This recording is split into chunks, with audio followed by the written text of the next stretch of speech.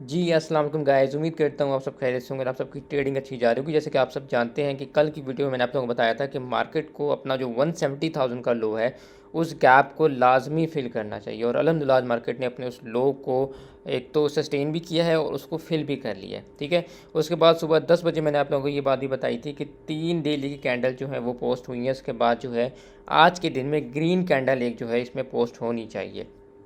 और आप देख सकते हैं जब 2:30 बजे मार्केट हमारी खुली है तो 3 रेड कैंडल्स के बाद हमें एक ग्रीन बुलिश कैंडल देखने को मिली। इसके बाद जो क्लोजिंग है वो एक्सपेक्टेड यही की जा रही थी कि एक रेड रिवर्सल कैंडल जो विक वाली होती है उसके साथ जो है पोस्ट हो जाए या फिर वो बुलिश ग्रीन पोस्ट हो जाए।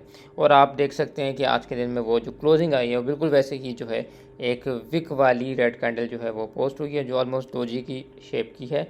उसके बाद क्या होता है वो जाके डिस्कस करेंगे। इंडेक्स पे कुछ आप लोगों से न्यूज़ है वो शेयर करते हैं, फिर चलते हैं। इंडेक्स पे सितारा पेट्रोलियम की जो है उन्होंने क्लैरिफिकेशन दी है कि हमारा सितारा ग्रुप से कोई ताल्लुक़ नहीं है। ये बात मैंने जब जिस टाइम IPO हो रहा था काफ़ी लोगों के मुझे मैसेजेस आ रहे थे और मैंने उस वक्त भी आप लोगों को बताया था कि सितारा पेट्रोलियम बिल्कुल एक अलग एंटिटी है सितारा ग्रुप से। और मैं ये समझता हूँ कि इनको भी चाहिए था कि ये बात पहले ही क्लैरिफाई कर लेते, क्योंकि मार्केट में इस चीज़ को लेके काफ़ी ज़्यादा जो थी टेंशन थी। अगर हम लोगों को मैसेजेस आ रहे थे तो डेफिनेटली बड़े लेवल पे भी ये चीज़ें जो हैं ये उन लोगों को नोटिस में आ रही होंगी। उनको चाहिए था कि ये क्लैरिफिकेशंस पहले दे देते कि हमारा जो ऐसे ताल्लुक़ नहीं, लेकिन ऑब्वियसली जब वो चीज़ें थोड़ा सा हाइप क्रिएट कर गई तो फिर उन्होंने इसकी क्लैरिफिकेशन दी। लेकिन अच्छी बात है, देर आए दुरुस्त आए, इसकी क्लैरिफिकेशन आ गई। इसके बाद SECP ने अप्रूव कर दिया 50% स्टेक ट्रांसफ़र अस्करी लाइफ का फौजी फाउंडेशन में। डाटा पोर्टल में बात करें तो 350 पॉइंट मार्केट ने ऑलमोस्ट निकाल दिए। 171,386 की मार्केट ने क्लोजिंग दी है। इसके बाद अगर हम चार्ट पे हैं जनाब तो ये देख सकते हैं आप कि जैसे कि मैंने आप लोगों को डिस्कॉर्ड बताया था कि ये रेड रिवर्सल कैंडल विक वाली जो है वो आ सकती है, ठीक है। तो पहले तो ये था एक ग्रीन कैंडल आनी चाहिए और वो तो हमारी ये पोस्ट हो गई थी। इसके बाद ये है कि अब वो जब पोस्ट हो गई तो उसके बाद एक्सपेक्ट यही था कि क्योंकि ज़ाहिर बात है डे एंड पे सेलिंग प्रेशर बहुत होता है तो रेड विक वाली कैंडल जो है वो आ सकती थी और वही कैंडल आप देख सकते हैं कि हमें विक वाली नज़र आई है। अब इसके बाद क्या होगा, और ये आप देख सकते हैं कि जो गैप था 170 का ये वाला, ये भी इसने फिल कर दिया। लेकिन अच्छी बात ये है कि जो 168 का लो था वो मार्केट ने सस्टेन किया, उसको नहीं ब्रेक किया। मतलब मार्केट का जो स्ट्रक्चर है जो कि ऐसे ऐसे ऐसे और ऐसे आ रहा था ये ब्रेक नहीं हुआ, ठीक है। ये लो ब्रेक नहीं हुआ और यहाँ से मार्केट का अपसाइड जाना जो है वो एक्सपेक्ट किया जा सकता है अगर मार्केट अपना ये मेजर 168 का लो नहीं तोड़े। जहाँ तक ये रेड विक वाली डोजी कैंडल की बात की जाए तो आप देख सकते हैं कि पहले भी हमें इस तरह की कैंडल्स मिली हैं। एक कैंडल हमें यहाँ मिली थी बिल्कुल लो पे 12 नवंबर को। उसके बाद देखिए मार्केट ने एक अच्छी रैली कराई।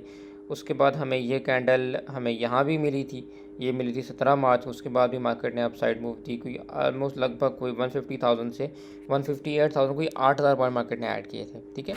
तो यहाँ से भी एक्सपेक्ट किया जा सकता है कि मार्केट अगर 168 का लो नहीं तोड़ती, ठीक है, तो हो सकता है कि मार्केट यहाँ से बढ़ जाए। और अगर यहाँ से मार्केट बढ़ती है तो मार्केट के पास जो टारगेट है वो 175,000 का मैक्सिमम है, ज़्यादा बड़ा टारगेट नहीं होगा, ठीक है। अगर मैं इसको आप लोगों को थोड़ा सा इस पर भी बना के दिखाऊँ, ट्रेंड लाइन पे भी दिखाऊँ, तो आप ये देख सकते हैं कि ये भी एक बड़ा मज़ेदार सा पैटर्न बन रहा था इसका, ये वाला, ठीक है। ये अगर आप देखें फॉलिंग वेज पैटर्न जिसको हम कहते हैं, ये भी बन रहा था। अगर तो ये प्ले होता है तो फिर क्या होगा, ठीक है, ये भी बड़ा एक अच्छा सवाल है। तो देखिए अगर तो ये फॉलिंग वेज पैटर्न प्ले होता है ना तो इसमें फिर ये है कि मंडे के दिन फिर इसमें एक हमें बड़ी अच्छी बुलिश कैंडल नज़र आनी चाहिए, ठीक है, जो कि जाके इस ट्रेंड लाइन को ब्रेक करे। ट्रेंड लाइन को ब्रेक करने के बाद यहाँ तक कहीं जाए, 175,000 तक जाए या 174,000 तक, ठीक है। 2-3 हज़ार 4,000 पॉइंट मार्केट फिर ऐड करें, ठीक है, यहाँ तक जाए। उसके बाद ये है कि अगर मार्केट यहाँ तक जाती है ना, इस जोन में कहीं पे जाके रुकती है, उसके बाद ये है कि ट्यूसडे को जो कैंडल आई वो बहुत बेरिश है और वो भी इतनी ही बेरिश है जितनी मंडे को बुलिश आई थी, ठीक है। और जो पॉइंट्स आप उस वक्त यही कह रहे होंगे यार जितने पॉइंट मंडे को डाले उतने ट्यूसडे को मार्केट ने वापस ले ली, ठीक है। तो वही काम हो फिर कि यहाँ तक वापस आए और वापस इसी लो को ट्रेंड लाइन पे टेस्ट करे, ट्रेंड लाइन को ब्रेक ना करे, ठीक है, इसी जोन को वापस टेस्ट करे।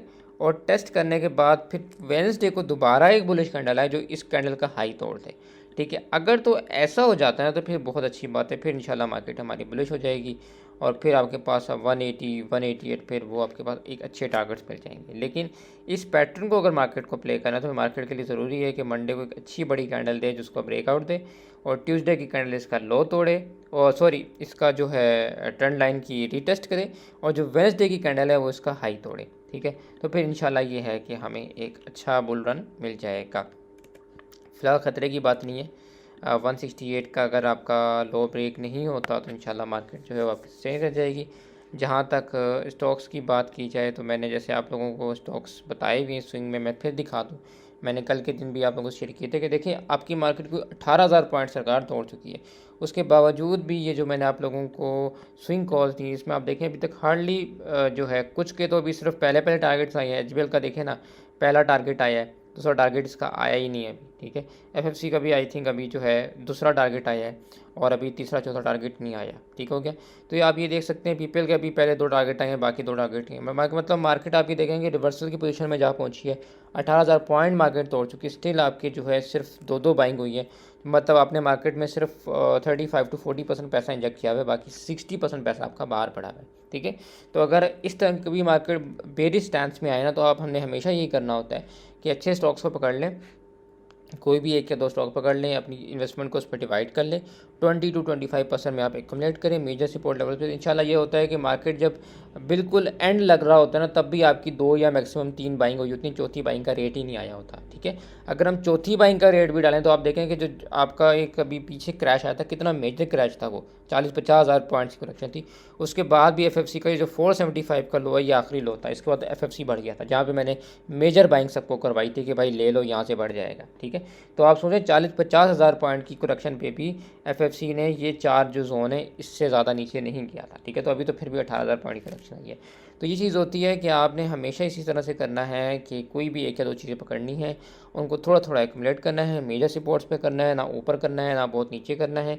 जो सपोर्ट्स बताई जाती हैं उन पे आप एक्यूमुलेट करें, थोड़ा थोड़ा उसे जो है अपने पास सुकून से जमा करें। जब मार्केट बुल रन देती है तो बहुत ज़्यादा उसमें प्रॉफिट्स होते हैं और बहुत अच्छे जो है आपको गेंस मिलते हैं। तो अभी जो भी हमारे मेंबर्स हैं जो कोई बाइंग करना चाहते हैं, ये मैंने रेट्स और ये मैंने स्टॉक्स जो अच्छे स्टॉक्स इस टाइम मार्केट में ये मैंने शेयर किए हैं, आप लोग इनको कंसिडर कर सकते हैं। इंशाल्लाह जब बुल रन आएगा तो इसमें आपको अच्छे पॉइंट्स मिल जाएंगे। मिलते हैं आपसे नेक्स्ट वीडियो में। अगर आप लोगों को कोई भी एनालिसिस हो, कोई भी एक्सपर्टीज चाहिए हो तो डिस्कॉर्ड का लिंक मैं अटैच कर दूंगा, आप ज्वाइन कर सकते हैं। चैनल बायो में भी लिंक अटैच होगा, डिस्क्रिप्शन में वीडियो का अटैच होगा। मिलते हैं आपसे नेक्स्ट वीडियो में, तब तक take care and good bye.